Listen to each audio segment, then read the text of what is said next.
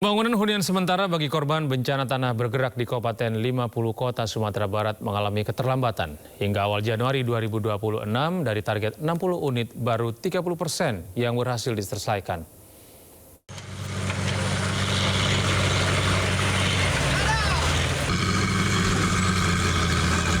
Pembangunan hunian sementara di Nagari Koto Tinggi Kabupaten 50 Kota Sumatera Barat belum selesai. Dari target 60 unit huntara yang dibangun, baru 20 unit yang rampung. Keterlambatan pembangunan ini terjadi akibat cuaca yang tidak menentu dan sulitnya akses menuju lokasi, sehingga pengiriman material bangunan terganggu. Untuk mempercepat pembangunan, BNPB bersama BMKG melakukan operasi modifikasi cuaca di wilayah Sumatera Barat. Sementara itu, penyaluran dana tunggu hunian bagi korban bencana yang tidak menempati huntara di Sumatera Barat telah mencapai hampir 90% dan disalurkan kepada masyarakat yang berhak. Saya sudah berkoordinasi dengan Pak Bupati, Pak Wakil Bupati, segera ditambah tenaga-tenaga profesional kita. Kalau misalnya tidak ditambah ini 1 bulan selesai, tapi kalau ditambah bisa jadi 2 minggu. Nah, kita pilih yang 2 minggu selesai. Meski menghadapi berbagai kendala di lapangan, BNPB tetap optimis pembangunan huntara dapat diselesaikan secepatnya. Dari Kabupaten 50 Kota Sumatera Barat, Agung Sulistyo, iNews melaporkan. Pemirsa, Presiden Prabowo Subianto membentuk Satuan Tugas Percepatan Rehabilitasi dan Rekonstruksi Pasca Bencana di 3 provinsi terdampak di Aceh. Presiden menunjuk Menteri Dalam Negeri Tito Karnavian sebagai Ketua Satgas. Presiden Prabowo Subianto membentuk Satuan Tugas Percepatan Rehabilitasi dan Rekonstruksi Pasca Bencana di 3 provinsi terdampak, yakni Provinsi Aceh, Sumatera Utara, dan Sumatera Barat. Menteri Sekretaris Negara Prasetyo Adi menjelaskan bahwa Presiden menunjuk Menteri Dalam Negeri Tito Karnavian sebagai Ketua Satgas. Menurut Mensesnek, penunjukan Mendagri sebagai Ketua Satgas didasarkan pada luasnya wilayah terdampak yang mencakup 3 provinsi. Terkait target kerja, Menteri Pras menegaskan bahwa Satgas akan bekerja secepat-cepatnya sesuai tahapan yang telah ditetapkan, sementara target prioritas pemerintah berfokus pada pembangunan hunian yang layak bagi para warga terdampak. Tidak ada kalau target ya secepat-cepatnya, kan tahapannya juga sudah ada ya.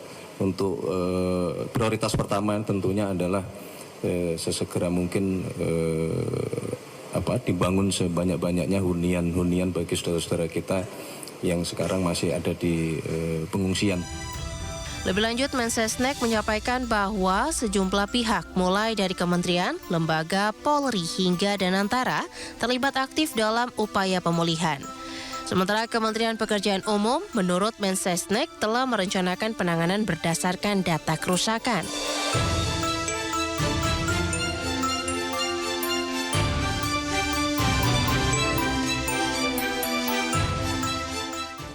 Pemirsa, dalam retret Kabinet Merah Putih di Hambalang, Bogor, Jawa Barat, Presiden Prabowo Subianto menegaskan pemerintah memiliki kekuatan untuk menangani bencana yang melanda di sejumlah wilayah di Indonesia, termasuk di Sumatera. Menurut Prabowo, negara harus membuktikan kepada rakyat jika bencana yang terjadi bisa dihadapi.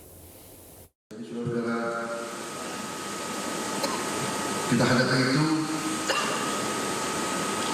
dan dengan kita hadapi itu, kita memahami benar bahwa ternyata negara kita sesungguhnya memiliki kekuatan. Negara kita telah mampu dan terus-menerus membuktikan kepada rakyat kita dan sesungguhnya kepada diri kita sendiri, kepada elit kita, bahwa negara Kesatuan Republik Indonesia punya kekuatan. Kita memahami itu dan kita terus telah membuktikan itu di tahun 2025 dan akan kita buktikan di tahun 2026 ini. Kita beralih ke informasi lain, pemirsa. Seorang pencuri nekat menyandera seorang wanita paruh baya di Kota Pinang, Sumatera Utara. Korban sempat diancam dengan senjata tajam sebelum pelaku akhirnya ditangkap warga. Diancam. Itu ibu itu udah tua, jangan kau ancam. Nggak ada. Menggunakan senjata tajam, pelaku menyandra seorang wanita paruh baya di rumahnya di wilayah Kampung Jawa Tekongan Gereja, Kota Pinang. Sejumlah warga sempat bernegosiasi dengan pelaku agar melepas korban, namun upaya tersebut tidak berhasil. Khawatir akan keselamatan korban, warga pun mundur dan mengosongkan area sekitar lokasi penyanderaan. Aku enggak. Kenapa bisa ibu ini yang kau sandra? Alih-alih berhasil negosiasi, korban justru dibawa pelaku keluar rumah. Namun saat pelaku lengah, warga berhasil menangkapnya. Warga yang geram sempat mengeroyok pelaku, beruntung polisi yang ada di lokasi berhasil menghentikan aksi massa. Pelaku kemudian diamankan ke Polsekta Kota Pinang. Pemirsa, Partai Demokrat melaporkan sejumlah akun media sosial ke Polda Metro Jaya. Keempat media sosial itu diduga mengunggah kabar bohong tentang Susilo Bambang Yudhoyono yang terlibat isu ijazah palsu Jokowi.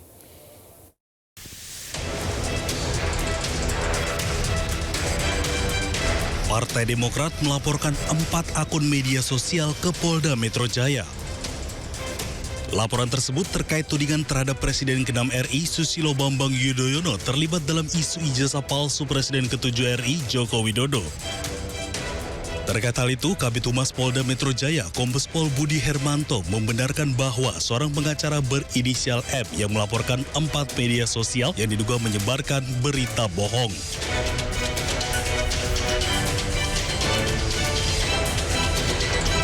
Sementara itu, ada laporan dibuat 5 Januari 2026 sekitar pukul 23.16 waktu Indonesia Barat, kini tengah ditangani Direktorat Reserse Cyber Polda Metro Jaya. Dari Tim Liputan iNews melaporkan. Kita beralih ke informasi lain, pemirsa. Mabes TNI buka suara terkait keberadaan 3 anggota TNI dalam persidangan kasus dugaan korupsi pengadaan laptop dengan terdakwa Nadiem Makarim. Mundur, nanti pada saat ditutup baru maju, karena terganggu juga dari belakang. Bisa menyelesaikan Pak ya? Senin 5 Januari, untuk pertama kalinya Nadiem Makarim menjalani sidang gugatan korupsi pengadaan laptop di Pengadilan Tipikor Jakarta Pusat. Kehadiran 3 prajurit TNI memantik perhatian majelis hakim karena berdiri di depan kursi pengunjung. Hakim meminta ketiganya mundur agar tidak menghalangi pengunjung lain. Mundur, nanti pada saat ditutup baru maju, karena terganggu juga dari belakang. Bisa menyelesaikan Pak ya? Kapus Pen TNI Brigjen Aulia Dwi Nasrullah menjelaskan keberadaan 3 anggotanya semata-mata menjalankan tugas sebagai TNI berdasarkan nota kesepahaman atau MOU antara TNI dan Kejaksaan.